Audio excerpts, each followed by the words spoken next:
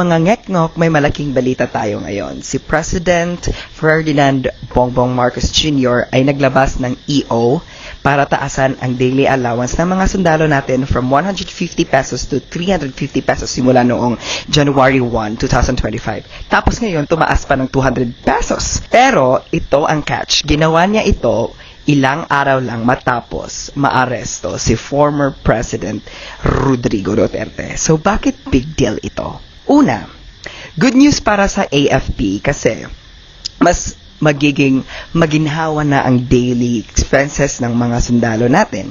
Mas malaki ang budget, mas gaganahan silang gampanan ang tungkulin nila.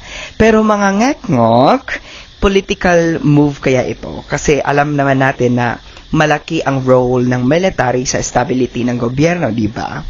Kung maalala natin noong People Power Revolution, bumaliktad ang military at sumuporta sa taong bayan.